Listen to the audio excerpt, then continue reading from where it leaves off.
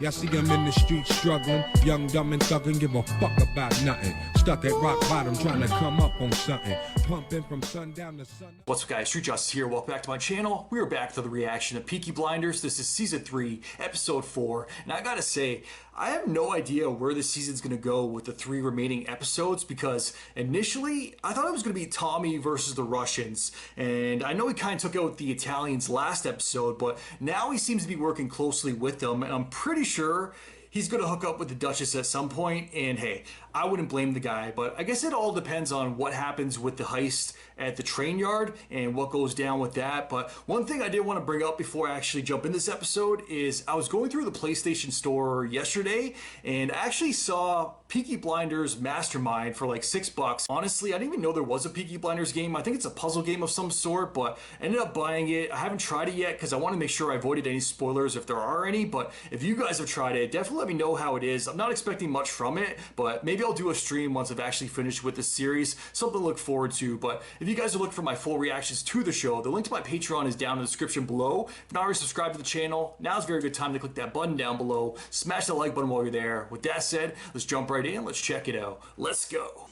We're out in the nature this episode. Supper time. Arthur, John, Finn, come here.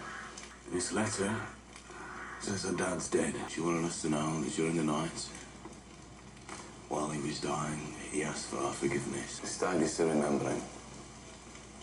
We eat, and then we forget him. Now I need to forgive him, agreed? I feel like Arthur's all about forgiveness John, now, though. I have to say this. You can name your new baby after him if you like. Arthur, I won't even ask. He might. So his name dies. It's been in the family for a long time, but now it's gone. I wanted to say this out here, because I don't trust the maids in the house. There's going to be a robbery. I wish to confess. There's no confessional today. The name shall be.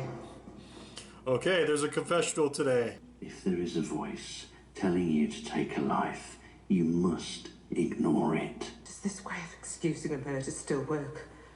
If the life that is going to be taken is man of the cloth? Who the fuck wants to buy 27 stolen armoured cars? A foolish man. And how much is this foolish man paying? 150,000. Cash, diamonds and sapphires. I made a promise. Charles's mother. I also made a promise to Linda. Part of the reason for doing this last job is so you'll be set up when you do decide to walk away. There's always a last job. Look at you, Arthur, a man who wants to live a clean life. Here you are, signing up for the biggest robbery of all. Should have killed Stag Tommy. Oh, shut up. Bad luck. Shut up. Should have killed Stag Tommy. Is killing a stag actually bad luck? Arthur said you'd be short-staffed today because they're on a works outing. Linda? Piss up, actually. Before you ladies decide to find me so amusing, I have a message for you. Oh, God, no, Linda. I've been to church already. Have you? Not a message from God. Always preaching. It's from Jessie Eden. She's bringing all the female workers in the spot welding and wire cutting shops out on strike for the day. A protest at being made to work on a holy day.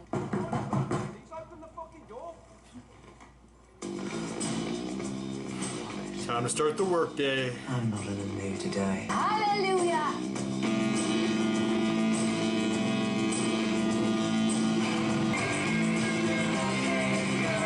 Look at that shot.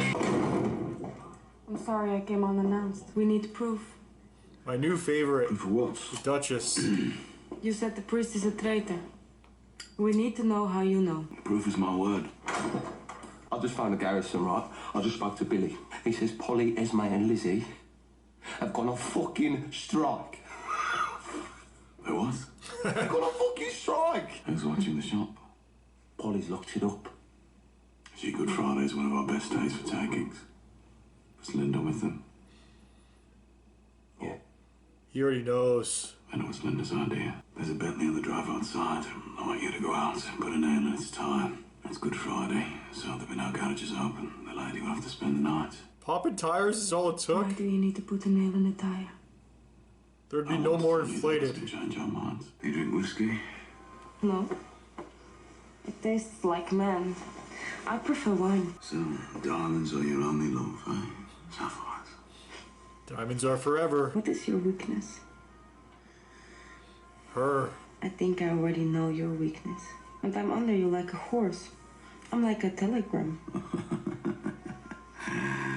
Telegram, I don't think your English is so good. Or maybe you should listen more carefully to what I have to say.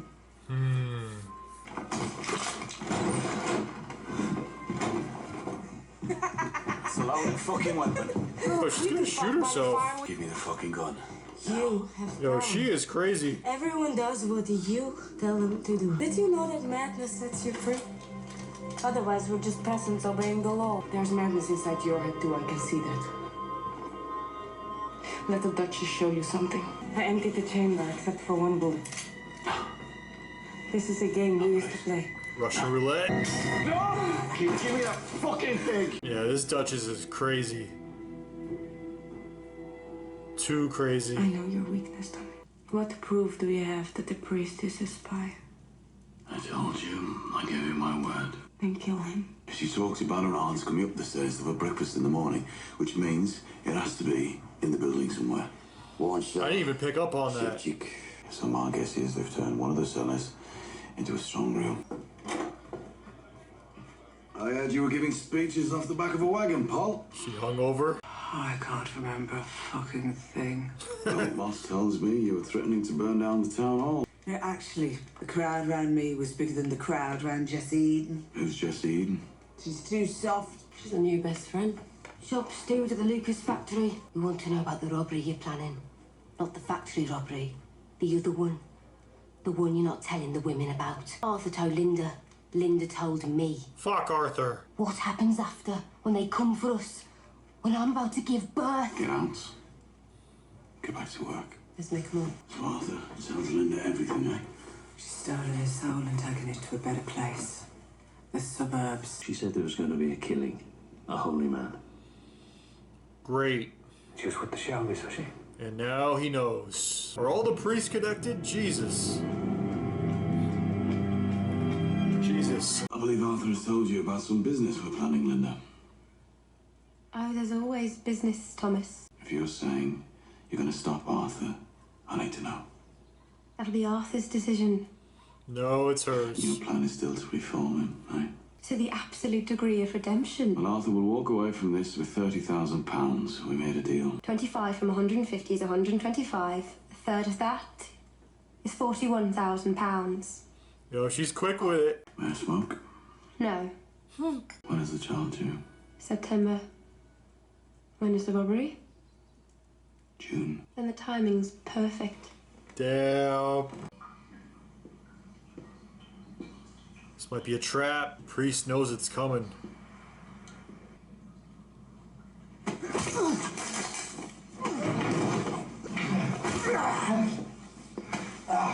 Tommy really went in alone? Oh.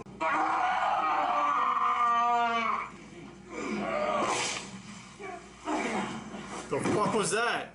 Is that his neck? Did they break his neck? You tried to kill me, were you? Passion of mine. Fuck. He knows. Fuck you. Oh. Whatever else you might have forgotten about last night, remember this. You explained to the Russians that you were mistaken about me, and you apologized to me in front of them. You do as we say, or we will take your son. Fuck. Hear this. We will take your son. What the hell cracked? Clearly it wasn't his neck.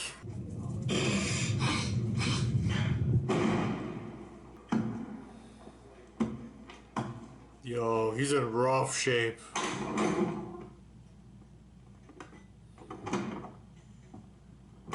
Sorry I'm late. I've come here to apologise. I have already explained that you now realize that your absurd allegation against me was false, and that now, once again, our plan is back on track. Perhaps we could order some food. I'm sorry I'm not feeling well. I have to go. Good night. He did what he had to do. Can't they see, though, that he was clearly forced to do that? Are you? Yeah? Do you have cocaine? No. Tommy? Do you have cocaine? Tommy, this is the special advisor to the Soviet consul. I was of the British establishment. An exiled White Russians are planning to rob armoured cars from a factory in Birmingham. We know about the robbery. Everyone informants is working to their instruction. You can barely get the words out right now. Yo, he's gonna collapse. Forced the British government to break off diplomatic relations. The robbery in Birmingham was just the bait. Why are you telling us this? Because my family are the ones who will be sacrificed. The consul wants to know who you are. He's Tommy Shelby. You can take his word. If I'm not conscious when I get there, tell them I have a fractured skull, concussion and internal bleeding. Brutal. Except for you, Dad.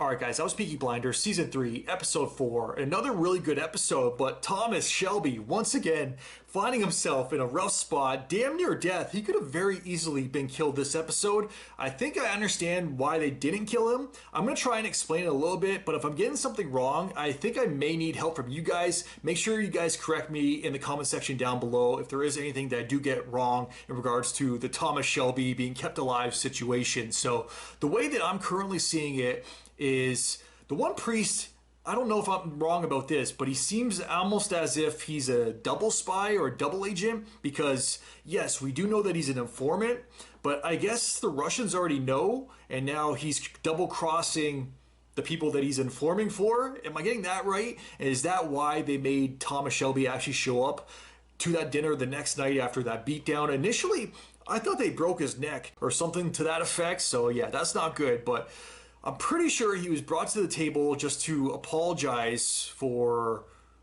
I guess, ratting him out, saying that he is an informant or attempting to kill the informant, but they already knew, so I guess that was more or less there to kind of demean him and like put him in his place.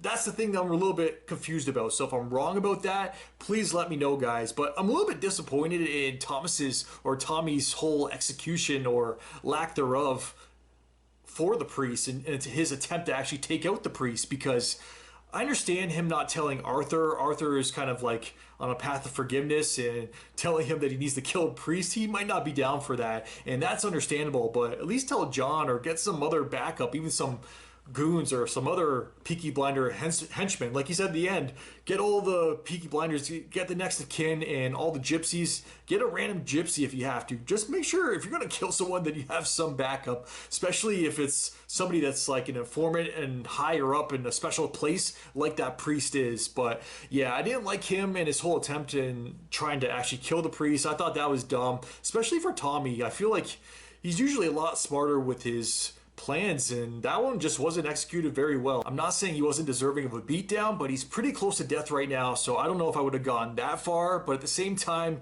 he did attempt to kill a guy, so you know what they say, eye for an eye, right? But this was a really good episode. Earlier on this episode, I was actually right for once in regards to Tommy hooking up with the Duchess, and oh man, I think I'm in love with this girl. She's pretty amazing. Like, May was up there.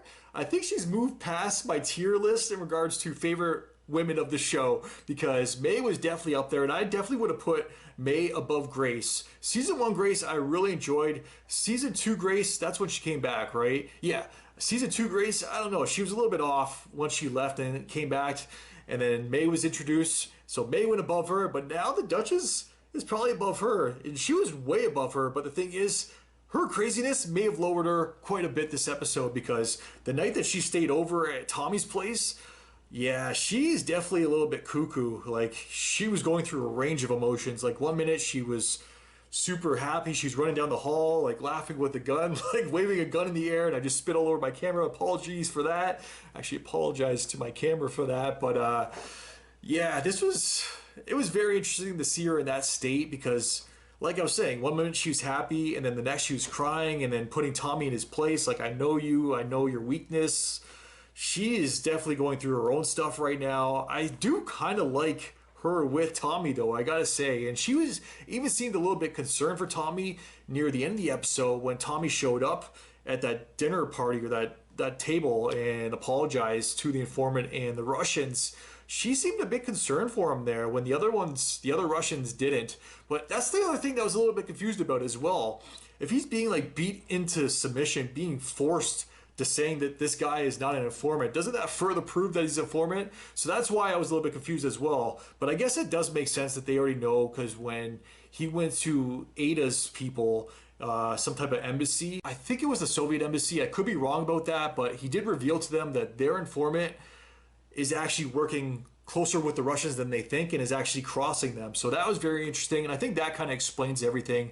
I could be wrong about that though. So if I am, like I said, guys, I want to make sure I am right about this. So let me know in the comments down below. But yeah, we also started the episode with something very interesting, which was hearing about the death of the Peaky Blinders' father, the Shelby's father, and I'm pretty sure he's the father of all of them, but Arthur, he seemed to take it very differently than everyone else, because Tommy even had mentioned, like, John, if you want to name your firstborn after him, like, to keep the name going, otherwise that'll be the end of his line. I guess Tommy had to make an attempt to offer that name to John and his children or his next born, but you know he didn't really want to. And then he even said to Arthur afterwards, like, Arthur, don't worry, I'm not even going to ask you, so you don't even have to answer. But at the same time, I feel like Arthur was kind of thinking about it, because he's, like I said earlier, he's on the path of forgiveness this season. And that's another thing I'm going to bring up afterwards, is mainly because of his wife, or I'm pretty sure it's his wife, Linda, who I'm really liking, but at the same time, whoo, she was a little bit chirpy and chatty this episode. But I will talk about that scene afterwards, because I want to get back to Arthur really quickly. I do feel like in that moment he was kind of looking down, and when Tommy even said, like, don't worry, you don't have to name your child after him, I wouldn't be surprised if he does. I feel like he was really kind of contemplating it. We shall see. That's another prediction. I kind of hope that happens, because it'll almost help him with his path of forgiveness, and that will truly forgive him. But at the same time, he's by no means required to do that. If he wants to, that's completely on Arthur. But I do like the fact that in that scene, he didn't actually speak up and flat out say no. He was kind of thinking about it. But Linda, this is the girl that I want to talk about, because my favorite scene of this entire episode was the one between her and Tommy. Tommy right away knew when it came to that women's revolution that was brought up this episode, that came up this episode with Polly being super drunk, and their scene as well, walking down the street. I don't think I'm going to be able to include that for obvious reasons with the music playing and YouTube being a bitch, but yeah, back to Linda. Man, that scene was freaking awesome, because right away, as soon as Tommy knew or heard about the strike going down at his place, he's like, was Linda there? Was Linda involved? And he knew right away Linda was the one that got everybody else on board. And he went to see her directly, and I guess to talk about the one robbery, upcoming robbery. And man, she's an ultimate negotiator. She's like, oh, so this percentage, and then 25,000 of the 150 is going towards expenses, then that would leave a third of it being 41,000 going towards Arthur. Like, I don't even know if these numbers are right. Math has always been my weakest subject. And then when Tommy even agreed to that, he's like, all right, do we have a deal? She even gave him a look like, it's completely up to Arthur though. I have no say in the matter. I freaking love that scene. She is awesome. She's a cutie too. This was really a great episode. I definitely enjoyed it. I think I'm gonna end it there though, guys. As always, definitely let me know your guys' thoughts in the comments down below. If you guys can like, subscribe, really helps my channel grow. Until next time, I am out. Enjoy your day. Peace. Well, I didn't smoke enough for you, didn't drink enough for you, wasn't fun enough for you, wasn't good enough for you, damn. You play me like a yo-yo and shit. Well, I'm not the one to be yo-yo, and when you put that shit on me, then I watch you leave, let you back in, you came back in and shit on me, drag me along for a week.